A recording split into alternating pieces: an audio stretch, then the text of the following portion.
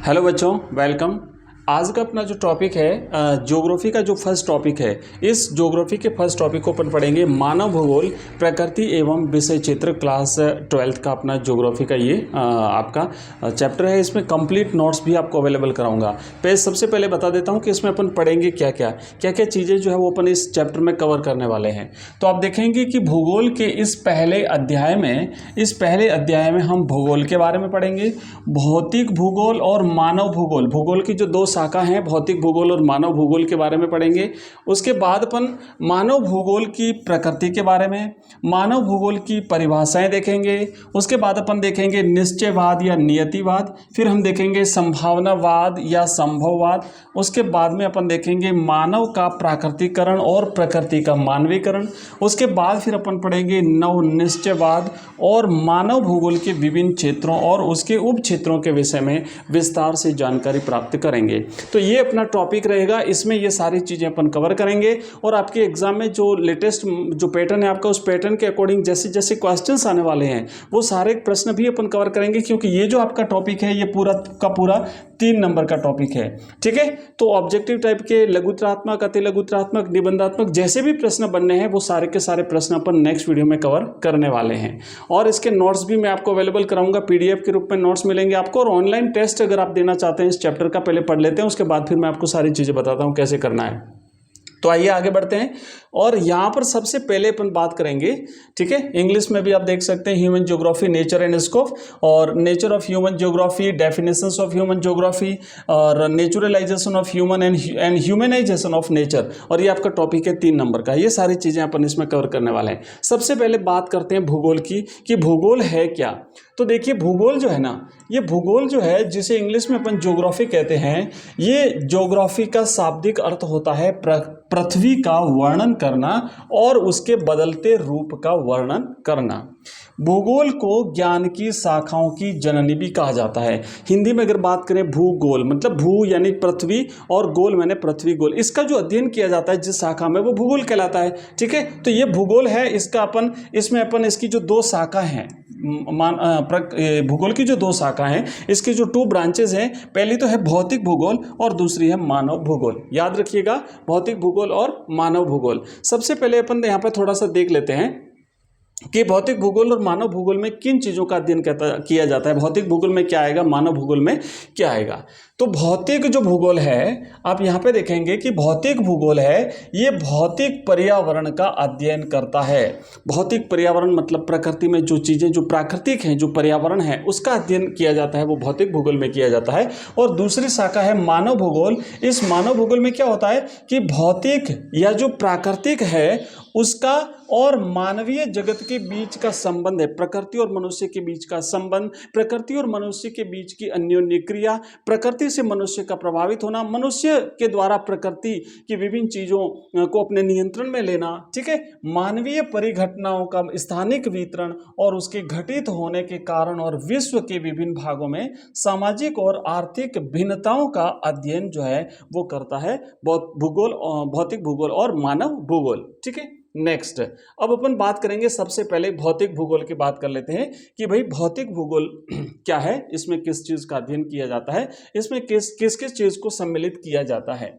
भौतिक भूगोल की अपन बात करें तो भौतिक भूगोल जो है ये भूगोल की एक प्रमुख शाखा है जिसमें पृथ्वी के भौतिक स्वरूप का अध्ययन किया जाता है। ठीक है, आपको सिंपल सा समझ में आ गया कि प्रकृति का जो भौतिक स्वरूप है, जो हमें बाहर से दिखता है, जो प्रकृति हमें दिखती है, जिसमें पेड़ पौधे, नदियाँ, वनस्पति, पहाड़, समुद्र, ये सारी जो चीज़ें हैं, प्रकृति जो है उसका अध्ययन किया जाता है भौतिक भूगोल में। यह धरातल पर अलग अलग जगह पाई जाने वाली भौतिक परिघटनाओं के वितरण की व्याख्या और अध्ययन करता है। साथ ही यह भू विज्ञान, मौसम विज्ञान, जंतु विज्ञान और रसायन विज्ञान से भी जुड़ा हुआ है भौतिक भूगोल। इसकी कई उपशाखा हैं जो विविध भौतिक परिघटनाओं की विवेचना करती है। तो और अलग अलग शाखाएं, फिर वो डिटेल में जाते हैं तो अलग अलग ब्रांचेज में इसे विभाजित किया जाता है, वो अलग अलग अपने अपने क्षेत्र का अध्ययन करती हैं। सामान्य रूप से आपको भौतिक भूगोल समझ में आ गया होगा कि जो एक भौतिक पर्यावरण है, जो प्रकृति है, उसका अध्ययन जिस विज्ञान में किया जाता है वो भूगोल जो है वो कहलाता है। नेक्स्ट बात करेंगे अपन मानव भूगोल की। तो मानव भूगोल में देखो क्या होता है कि मानव भूगोल जो है आप देखेंगे यहाँ पे कि मानव भूगोल भौतिक पर्यावरण और सामाजिक सांस्कृतिक पर्यावरण के बीच अंतर संबंध का अध्ययन करता है। तो एक तो है भौतिक पर्यावरण और दूसरा है मनुष्य की विभिन्न क्रियाकलाप, जैसे उस सामाजिक और सांस्कृतिक पर्यावरण हो गया, इसके बीच में जो संबंध है उसका अध्ययन करता है। और मानव द्वारा एक दूसरे के साथ पारस्परिक संपर्क के माध्यम से जो बनाया जाता है उसका भी अध्ययन इसमें किया जाता है। मानव भूगोल मनुष्य और उसके पर्यावरण के पारस्परिक संबंधों का बोध कराता है। भूगोल की इस शाखा में बात करते हैं मानव भूगोल की, इस शाखा का अध्ययन 19वीं शताब्दी के अंत में चार्ल्स डार्विन की पुस्तक ओरिजिन ऑफ स्पीसीज के प्रकाशन के साथ ही प्रारंभ हुआ था। तो याद रखिएगा चार्ल्स डार्विन का नाम, और चार्ल्स डार्विन की किताब का नाम है ओरिजिन ऑफ स्पीसीज। इसके प्रकाशन के साथ ही मानव भूगोल का अध्ययन का प्रारंभ जो है वो हो जाता है। अब यहाँ पे थोड़ा सा अपन क्या देखेंगे कि मानव भूगोल की जो विभिन्न परिभाषा हैं, विभिन्न भूगोलवेत्ताओं ने जो परिभाषाएं दी है मानव भूगोल की, उन परिभाषाओं को आपको याद करना पड़ेगा, क्योंकि परीक्षा में सीधे सीधे परिभाषाएं पूछ ली जाती है। और परिभाषाएं याद करने का मैं तरीका बताऊंगा, कुछ कीवर्ड्स आपको पकड़ने हैं, डायरेक्ट याद नहीं होता है क्योंकि इतनी सारी परिभाषाएं आप लोग याद नहीं कर पाओगे। तो देखो सबसे पहले बात करते हैं रैटजेल की। आपने नाम सुना होगा, रैटजेल बहुत ही फेमस नाम है। इन्होंने क्या कहा है कि मानव भूगोल जो है ये मानव समाजों और धरातल के बीच संबंधों का संश्लेषित अध्ययन है। तो एक तो देखो मानव समाज और धरातल, बस ये दो कीवर्ड पकड़ लीजिए। मानव समाज और धरातल के बीच के संबंधों का संश्लेषित अध्ययन जो है वो क्या है भाई, वो मानव भूगोल है। ये परिभाषा किसने दी है? ये परिभाषा रैटजेल ने दी है। तो आपको दो कीवर्ड पकड़ने, एक तो पकड़ना है मानव समाज और दूसरा पकड़ना है धरातल, और तीसरा पकड़ना है संबंधों का संश्लेषित अध्ययन। ठीक है, तो एक तो हो गया मानव समाज, दूसरा हो गया धरातल यानी मनुष्य और प्रकृति। ठीक है, मानव समाज और धरातल, इन दोनों का संश्लेषित अध्ययन क्या कहलाता है? वो कहलाता है मानव भूगोल। ये परिभाषा रैटजेल की है। दूसरी परिभाषा आप लोग याद करेंगे। अब देखो यहां पे क्या कहा गया है कि ऊपर दी गई परिभाषा में संश्लेषण पर जोर दिया गया है। तो संश्लेषित अध्ययन जो किया जाता है इस पे जोर दिया, इसलिए आप लोग याद रखिएगा मानव, धरातल और इनके बीच संश्लेषित अध्ययन। नेक्स्ट हमारी अगली जो परिभाषा है वो है एलन सी सैंपल की परिभाषा है। ये क्या कहते हैं कि मानव भूगोल अस्थिर पृथ्वी और क्रियाशील मानव के बीच परिवर्तनशील संबंधों का अध्ययन है। प्रत्येक परिभाषा में आप दो और तीन कीवर्ड पकड़ लीजिए। उन्होंने देखो क्या कहा था कि धरातल और मनुष्य के बीच का जो संबंध है उसका जो संश्लेषित अध्ययन है, रैटजेल ने कहा था, उसे मानव भूगोल कहते हैं। और इन्होंने क्या कहा है, इन्होंने अस्थिर पृथ्वी, स्थिर पृथ्वी नहीं, ध्यान रखना, अस्थिर पृथ्वी और क्रियाशील मानव, ठीक है, क्रियाशील मानव, काम करता हुआ मानव, इनके बीच का जो परिवर्तनशील संबंध है, क्योंकि संबंध स्थायी नहीं रहते हैं, बदलते रहते हैं, है ना। प्रकृति और मनुष्य के बीच के संबंध लगातार बदलते रहते हैं। तो इन बदलते हुए परिवर्तनों का अध्ययन जो किया जाता है, ये परिभाषा जो है वो एलन सी सैंपल ने दी है, आप लोग याद करिएगा। अब यहाँ पे देखिए सैंपल की परिभाषा में क्या बात है कि सैंपल की परिभाषा में संबंधों की गत्यात्मकता मुख्य शब्द है। गत्यात्मकता मतलब परिवर्तनशीलता। तो इन्होंने परिवर्तनशीलता पर बल दिया है और उन्होंने संश्लेषण पर बल दिया। ध्यान रखना, संश्लेषित शब्द को याद रखिएगा। रैटजेल संश्लेषण, गत्यात्मकता सैंपल। एक और परिभाषा देखते हैं अपन, पॉल विडाल डी ब्लास की परिभाषा।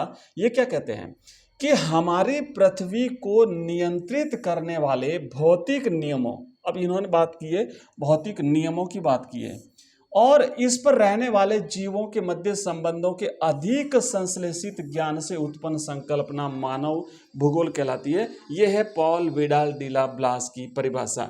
अब ये क्या कहते हैं कि मानव भूगोल पृथ्वी और मनुष्य के अंतर संबंधों की एक नई संकल्पना प्रस्तुत करता है। तो मानव भूगोल क्या प्रस्तुत करता है भाई? पृथ्वी और मनुष्य के बीच अंतर संबंध, बस ये याद रख लीजिए, पृथ्वी और मनुष्य के बीच में अंतर संबंध। उनकी थी पृथ्वी और मनुष्य के बीच में का संश्लेषित अध्ययन, इनकी थी गत्यात्मकता, और इनकी है मनुष्य और पृथ्वी और मनुष्य के बीच में अंतर संबंध। संश्लेषित अध्ययन, इनका अंतर संबंध और इनका गत्यात्मकता। ये तीन शब्द आप अलग अलग याद कर लीजिए, आपको इन तीनों की परिभाषा याद रह जाएगी। फिर भी अगर आप याद नहीं रहती है तो अपन जो इसका अभ्यास करेंगे, प्रश्नों का अभ्यास करेंगे, बार बार चीज़ों को पढ़िए। अगर कुछ चीज़ें ऐसी होती है जो आपको याद नहीं होती तो उसका बार बार अभ्यास करना है, रटना नहीं है। चीज़ें रटने से याद नहीं होगी। आप लोग थोड़ा सा समझिए, बड़े क्लास के स्टूडेंट हैं, चीज़ों को ढंग से तैयार करना सीखिए। चलिए थोड़ा सा इनकी परिभाषा को एक बार फिर से अपन देखते हैं। देखो सबसे पहले बात करते हैं फ्रेडरिक रेटजेल। हमने रेटजेल की परिभाषा सबसे पहले देखी थी। रेटजेल क्या कहते हैं कि जो मानव भूगोल है, या कहते हैं उनके अनुसार मानव भूगोल की परिभाषा ये, रेटजेल को आधुनिक मानव भूगोल का जनक भी कहा जाता है। इन्होंने अपनी पुस्तक एंथ्रोपोग्राफी में लिखा है कि मानव को जीवित रहने के लिए वातावरण से सहयोग प्राप्त करना अनिवार्य है। ठीक है, उसके बाद एलन सैंपल की बात करते हैं। तो इन्होंने कहा है कि भौतिक पर्यावरण के द्वारा प्रदान संसाधनों का उपयोग करके गांवों, शहरों, सड़क, रेल नेटवर्क आदि और भौतिक संस्कृति के अन्य सभी तत्वों को मानव द्वारा बनाया गया है। मानव भूगोल मानव समाज और धरातल के बीच संबंधों का संश्लेषित अध्ययन है। और एलन सी सैंपल का, और यहाँ पे देखो नीचे लिखा हुआ है, एलन सी सैंपल रेटजेल की एक अमेरिकी शिष्या के अनुसार जो है वो मानव भूगोल अस्थिर पृथ्वी और क्रियाशील मानव, अस्थिर पृथ्वी और क्रियाशील मानव के बदलते रिश्तों का बोध कराती है। अस्थिर पृथ्वी और क्रियाशील मानव। तो एलन सी सैंपल कौन है भाई? एलन सी सैंपल रेटजेल की एक जो है वो स्टूडेंट है, ये ध्यान रखिएगा। तो इन्होंने अस्थिर पृथ्वी और मनुष्य के बीच के जो क्रियाशील संबंध है उसकी बात करी है। ये मानव भूगोल के बारे में बताया गया है। समय के गलियारों से मानव भूगोल यानी मानव भूगोल का इतिहास थोड़ा सा अपन जल्दी से जान लेते हैं, हल्का सा फटाफट से, कि मानव भूगोल का इतिहास अत्यंत प्राचीन है। यह तब से चला आ रहा है जब से मानव प्रकृति पर पैदा हुआ है, और समय के साथ साथ मानव भूगोल को स्पष्ट करने वाले उपागमों में परिवर्तन होते रहे हैं। उपागमों की एक गत्यात्मकता इस विषय की परिवर्तनशील प्रकृति को दर्शाती है। मतलब भूगोल जो है वो, मानव भूगोल जो है वो क्या है, वो परिवर्तनशील है। उसके बाद आप यहाँ पे देखेंगे कि उपनिवेशवाद के युग से लेकर आधुनिक युग तक मानव भूगोल ने बहुत उन्नति की है। इसके विकास को निम्न 5 अवस्थाओं में बांटा जा सकता है। तो इसके विकास की 5 अवस्थाएं क्या क्या हैं आप देखेंगे यहाँ पे। पहला तो है आरंभिक उपनिवेश युग, शुरुआत की अगर बात करें तो आरंभिक उपनिवेश युग हो गया। दूसरा है उत्तर उपनिवेश युग। फिर आता है अंतर युद्ध अवधि के मध्य 1930 का दशक, 1950 के दशक के अंत से 1960 के दशक के अंत तक, और 1970 का दशक और 1990 का दशक। पहले समाजों के बीच एक दूसरे के बारे में ज्ञान सीमित थी।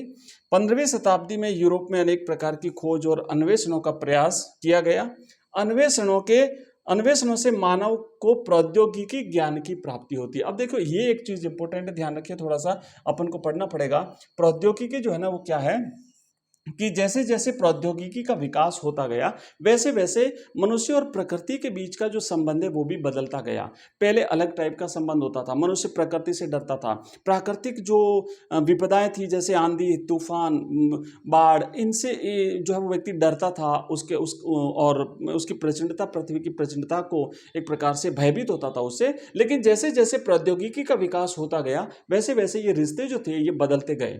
ठीक है, धीरे धीरे देशों और लोगों के बारे में मिथक और रहस्य यानी सीक्रेट राज खुलते गए। उपनिवेश युग ने अन्वेषणों को आगे बढ़ाने के लिए गति प्रदान की ताकि वे अनेक संसाधनों तक पहुंच सके और उसका इस्तेमाल कर सकें। मानव भूगोल की कल्याणपरक अथवा मानवतावादी विचारधारा का लगाव मुख्य रूप से स्वास्थ्य, शिक्षा, आवासन आदि जैसे पक्षों से रहा है। तो ये थोड़ा सा हल्का सा अपन ने जान लिया इसके इतिहास के बारे में। और नेक्स्ट अपना अगला जो चीज़ है वो रहेगी अपनी मानव भूगोल के क्षेत्र।